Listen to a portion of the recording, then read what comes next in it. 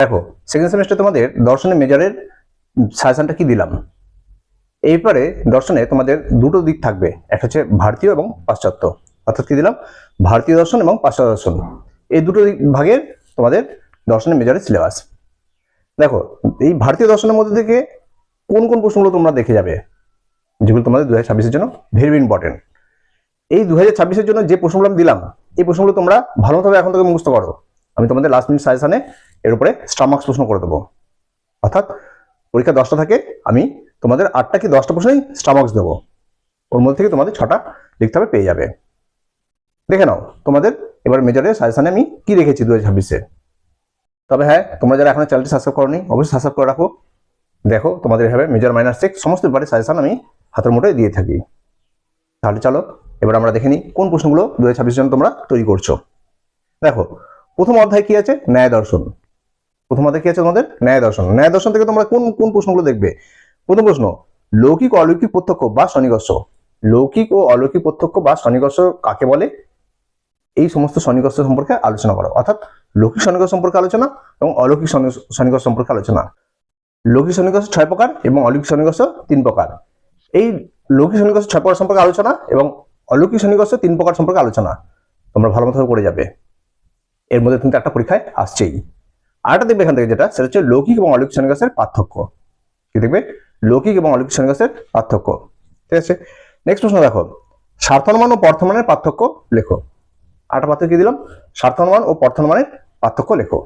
আচ্ছা, তারপর দেখো নির্বিকল্পক ও সবিকল্পক প্রত্যক্ষ কাকে বলে, উভয়ের পার্থক্য লেখো। কি দিয়েছি, নির্বিকল্পক ও সবিকল্পক প্রত্যক্ষ কাকে বলে, উভয়ের পার্থক্য। এরপরে ব্যাপ্তি কি, ব্যক্তিগ্রহ লাভের উপায় কি, বা ব্যক্তিগ্রহ কিভাবে প্রতিষ্ঠা করা যায় তা আলোচনা করো। কি প্রশ্ন দেখবে, ব্যক্তি কি, এই ব্যক্তিগ্রহ লাভের উপায় কি আলোচনা করো। আচ্ছা, নেক্সট প্রশ্ন দেখবে বৈশেষিক দর্শন। পরের অধ্যায় কি, বৈশেষিক দর্শন। বৈশেষিক দর্শন থেকে তোমরা কি কি মুখস্থ রাখবে, বৈশেষিক দর্শন মতে দ্রব্য পদার্থ, সামান্য পদার্থ, বিশেষ পদার্থ বা আর সমবায় পদার্থ, এই কটা পদার্থ সম্পর্কে আলোচনা। কি কি দেখবে, দ্রব্য পদার্থ, সামান্য পদার্থ, বিশেষ পদার্থ আর সমবায় পদার্থ, এই কটা পদার্থ ভালো মতো করে যাবে, একটা 5 নম্বর তোমরা পাবেই। ঠিক আছে, নেক্সট প্রশ্ন দেখো, বৈশেষিক থেকে দিচ্ছি, বৈশেষিক মতে বিভিন্ন প্রকার অভাব সম্পর্কে আলোচনা করো। কি দিলাম, বৈশেষিক মতে বিভিন্ন প্রকার অভাব সম্পর্কে উদাহরণ সহ আলোচনা করো। ঠিক আছে, এবার দেখো এই অভাব, বিভিন্ন প্রকার অভাবগুলো কি কি, অভাবের দুটো ভাগ আছে, একটা হচ্ছে অনন্যভাব আর একটা সংসর্গাভাব। দুটো ভাগ কি, অনন্যভাব এবং সংসর্গাভাব। তোমাদের এখান থেকে ঘুরিয়ে প্রশ্ন আসতে পারে যে অনন্যভাব এবং সংসর্গাভাব সম্পর্কে আলোচনা করো এবং উভয়ের পার্থক্য। তাহলে কি আছে, অনন্যভাব সংসর্গভাব উভয় পার্থক্য আলোচনা করো বা এই সম্পর্কে লেখো। যদি প্রশ্ন আসে, তোমরা কিন্তু অভাব সম্পর্কে পড়ে এসেছো, ওর মধ্যেই কিন্তু এই প্রশ্নটা, তাই তোমরা ভালো মতোভাবে আমার কথাগুলো শুনবে এবং পড়াশোনায় কিন্তু একটু নজর দিয়ে পড়বে। তাহলে কি আছে, তোমরা কম পড়াতে অনেক প্রশ্ন উত্তর করে নিতে পারবে, অর্থাৎ একটা প্রশ্নের মধ্যে আরো যে 2-3টে প্রশ্ন লুকিয়ে থাকে সেগুলোকে তোমরা বুঝতে পারবে এবং পরীক্ষার সময় করতে পারবে। ঠিক আছে, তারপরে দেখো সাংখ্য দর্শন থেকে, পরের থেকে সাংখ্য দর্শন। সাংখ্য দর্শন থেকে যেটা করবে ভেরি ইম্পর্টেন্ট হিসাবে, সাংখ্য দর্শনে অভিব্যক্তিবাদ বা বিবর্তনবাদ বা পরিণামবাদ সম্পর্কে আলোচনা। কি দিয়েছি, সাংখ্য দর্শনে অভিব্যক্তিবাদ, বিবর্তনবাদ এবং পরিণামবাদ সম্পর্কে আলোচনা। ঠিক আছে, এবার দেখো আমি এখান থেকে কিন্তু প্রথমেই কিন্তু আমি স্টার মার্কস প্রশ্নগুলো বলছি না, আমি আজকে যে প্রশ্নগুলো দেবো সেই প্রশ্নগুলো কিন্তু খুব গুরুত্বপূর্ণ তোমাদের 2026-এর জন্য। এই কটা প্রশ্ন তোমরা এখন থেকে রেডি করো। আমি তোমাদের লাস্ট মিনিট সাজেশন, অর্থাৎ পরীক্ষার 1 মাস আগে লাস্ট মিনিট সাজেশনে 8টা কি 10টা প্রশ্ন স্টার মার্কস দেবো। তার জন্য তোমরা চ্যানেলটা অবশ্যই সাবস্ক্রাইব করে রাখবে।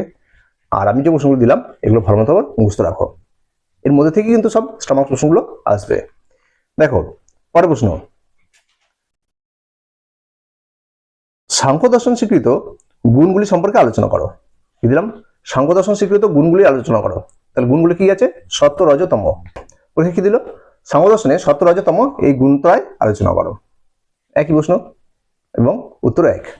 ঠিক আছে, নেক্সট প্রশ্ন দেখো, সৎকার্যবাদের পক্ষে যুক্তি দাও এবং ব্যাখ্যা করো। কি প্রশ্ন, সৎকার্যবাদের পক্ষে যুক্তি দাও এবং ব্যাখ্যা করো। খুব গুরুত্বপূর্ণ প্রশ্ন, ভালো করে যাবে। দেখো তারপর প্রশ্ন, যোগ দর্শন থেকে। যোগ দর্শন থেকে কি দেখে যাবে তোমরা, চিত্তভূমি কি, বিভিন্ন প্রকার চিত্তভূমি উদাহরণ সহ আলোচনা করো। কি দেখবে, চিত্তভূমি কি, বিভিন্ন প্রকার চিত্তভূমি আলোচনা করো। খুব গুরুত্বপূর্ণ প্রশ্ন।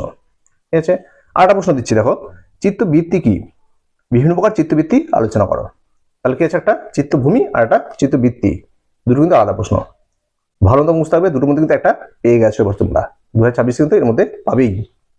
ঠিক আছে, তার প্রশ্ন দেখো সমাধি কি, বিভিন্ন প্রকার সমাধি সম্পর্কে আলোচনা। পর প্রশ্ন কি দিলাম, সমাধি কি, বিভিন্ন প্রকার সমাধি সম্পর্কে আলোচনা করো। এই প্রশ্নটাই তোমাদের যদি ঘুরিয়ে আসে আর একটা প্রশ্ন হতে পারে, এই প্রশ্নটারই উত্তর হবে। দেখে নাও কি দিয়েছি, সম্পর্কগত সমাধি ও অসম্পর্কগত সমাধি সম্পর্কে আলোচনা এবং উভয়ের পার্থক্য। কি দিলাম, সম্পর্কগত সমাধি এবং অসম্পর্কগত সমাধি সম্পর্কে আলোচনা এবং উভয়ের পার্থক্য লেখো। সমাধিরই ভাগ কিন্তু এই দুটো প্রকার, তোমরা ভালো মতো বুঝতে রাখবে, কিন্তু এর মধ্যে আসছেই। ঠিক আছে, নেক্সট প্রশ্ন দেখো, যোগ দর্শনে পতঞ্জলি অনুসারে অষ্টাঙ্গ যোগ আলোচনা করো। কি দিলাম, পতঞ্জলি অনুসারে অষ্টাঙ্গ যোগ আলোচনা করো। 8টা যোগ আছে, 8টা যোগ মিলিয়ে অষ্টাঙ্গ যোগ, ভালো মতো বুঝতে রাখবে। ঠিক আছে, এই হচ্ছে তোমাদের ভারতীয় দর্শনের টোটাল প্রশ্ন। এবার দেখে নাও পাশ্চাত্য দর্শন থেকে আমি কি দিলাম। পাশ্চাত্য দর্শন থেকে প্রথমে আছে ডেকার্ত। ডেকার্ত থেকে কি প্রশ্ন করবে, ডেকার্তের ক্রিয়া প্রতিক্রিয়াবাদ বা মিথস্ক্রিয়াবাদ বা কার্তেজীয় দ্বৈতবাদ সম্পর্কে আলোচনা। একই প্রশ্ন কিন্তু তোমাদের যে কোনো একটা দিয়ে আসতে পারে। যেমন ধরো ডেকার্তের ক্রিয়া প্রতিবাদ সম্পর্কে আলোচনা করো, অথবা ডেকার্তের মিথস্ক্রিয়াবাদ সম্পর্কে আলোচনা করো, অথবা ডেকার্তের কার্তেজীয় দ্বৈতবাদ সম্পর্কে আলোচনা করো। তিনটে প্রশ্ন উত্তর কিন্তু একই, সেই জন্য তোমরা কিন্তু তিনটে প্রশ্নই মাথায় রাখবে। নেক্সট প্রশ্ন দেখো, আমি চিন্তা করি অতএব আমি আছি। কি দিলাম, আমি চিন্তা করি অতএব আমি আছি। ডেকার্তের এই মত আলোচনা করো। কি করবে, ডেকার্তের এই মত আলোচনা। ঠিক আছে, খুব গুরুত্বপূর্ণ প্রশ্ন। পরের প্রশ্ন দেখবে, ডেকার্তের সহজাত ধারণাটি আলোচনা করো। কি দিলাম, ডেকার্তের সহজাত ধারণা সম্পর্কে আলোচনা করো। ঠিক আছে, ডেকার্ত থেকে এই তিনটে প্রশ্ন ভালো মতো দেখবে। তারপরে স্পিনোজা থেকে তোমরা কোন প্রশ্নগুলো দেখবে, দেখো প্রথম প্রশ্ন, জ্ঞানের বিভিন্ন স্তর সম্পর্কে স্পিনোজার মত আলোচনা করো। কি দেখবে, জ্ঞানের বিভিন্ন স্তর সম্পর্কে স্পিনোজার মত আলোচনা করো বা জ্ঞান তত্ত্ব আলোচনা করো, মানে স্পিনোজার জ্ঞান তত্ত্ব সম্পর্কে আলোচনা করো। একই প্রশ্ন উত্তর। ঠিক আছে, নেক্সট প্রশ্ন দেখো কি দেখবে, স্পিনোজার দেহমন সমান্তরালবাদ তত্ত্বটি আলোচনা করো। কি দেখবে, স্পিনোজার দেহমন সম্পর্কিত সমান্তরালবাদ তত্ত্বটি আলোচনা করো। ঠিক আছে, তারপর প্রশ্ন দেখবে, স্পিনোজার দ্রব্য ইকুয়াল টু ঈশ্বর ইকুয়াল টু প্রকৃতি, অর্থাৎ কি দ্রব্য ইকুয়াল টু ঈশ্বর ইকুয়াল টু প্রকৃতি, এই মতটি আলোচনা করো। কার মতে, স্পিনোজার মতে দ্রব্য ইকুয়াল টু প্রকৃতি ইকুয়াল টু ঈশ্বর, এই মতটি আলোচনা করো। নেক্সট দেখবে লাইবনিজ থেকে কি দেখবে, লাইবনিজ থেকে গুরুত্বপূর্ণ প্রশ্ন তোমাদের 2026-এর জন্য। দেখো প্রথম প্রশ্ন, লাইবনিজের মনা তত্ত্বটি আলোচনা করো। দেখবে, লাইবনিজের মনা তত্ত্বটি আলোচনা করো বা চিৎ পরমাণু তত্ত্ব। লাইবনিজের মনা তত্ত্ব বা চিৎ পরমাণু তত্ত্ব, এই বা অথবা যে প্রশ্নগুলো আমি দিচ্ছি এগুলো কিন্তু উত্তর একই। তোমরা কিন্তু অবলিক প্রশ্নগুলো কিন্তু ভালো মতো মনে রাখবে। ঠিক আছে, তারপর প্রশ্ন দেখো, লাইবনিজের কিভাবে যৌক্তিক সত্যতা ও ঘটনাগত সত্যতার পার্থক্য করেছেন। প্রশ্ন কি দেখবে, লাইবনিজ কিভাবে যৌক্তিক সত্যতা এবং ঘটনাগত সত্যতার পার্থক্য করেছেন তা আলোচনা করো। ঠিক আছে, নেক্সট প্রশ্ন দেখবে, লাইবনিজের মতে দ্রব্য কি, তিনি কেন দ্রব্যকে গবাক্ষহীন বলেছেন। কি দেখবে, লাইবনিজের মতে দ্রব্য কি, তিনি কেন দ্রব্যকে গবাক্ষহীন বলেছেন। আর এই প্রশ্নের সাথে আরেকটা দেখবে, যেটা হচ্ছে গিয়ে লাইবনিজ কেন ঈশ্বরকে সর্বশ্রেষ্ঠ চিহ্ন বলেছেন। দেখবে, লাইবনিজ কেন ঈশ্বরকে সর্বশ্রেষ্ঠ চিহ্ন বলেছেন। ঠিক আছে, তাহলে লাইবনিজ থেকে এবার প্রশ্ন দেখবে। তা তোমাদের আমি সিলেবাস প্লাস সাজেশন দুটোই কিন্তু একসাথে করে দিলাম।